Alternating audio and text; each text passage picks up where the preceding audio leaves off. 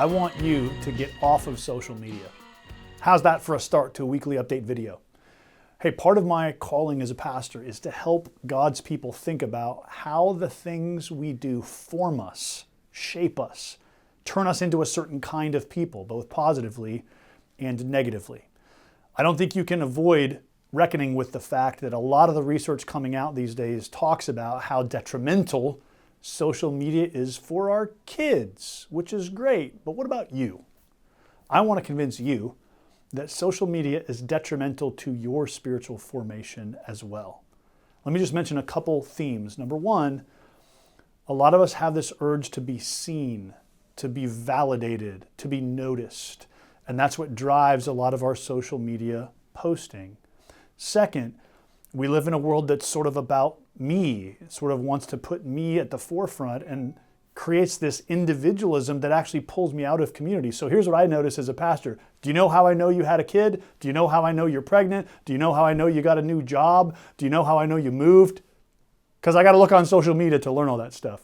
We don't just text or call one another and say, hey, just wanted you to know about this thing that's going on in my life. We just assume, well, we put it out there so the world knows it.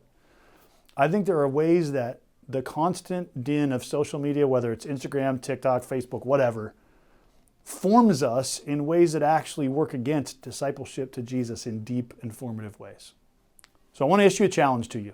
The Lenten season is coming up. The Lenten season begins the first week of March and goes through Easter. This is a season when Christians traditionally practice fasting, pulling away from, abstaining from certain kinds of pleasures and habits. What a great opportunity to consider a fast from social media. How would you know what's going on in the world? You might have to call a friend, turn on your television to watch the news, or just get together with other people. It would be amazing. It would do amazing things for your soul. So I want to issue that challenge. I have concerns. As a pastor, when I go on social media, it's not always good for my soul in terms of how confident I am in the people of Coram Deo manifesting the fruit of the Spirit in the world. So I want you to think about your role in that and what might happen if you fasted from social media during Lent. I'm giving you a few weeks to think about it.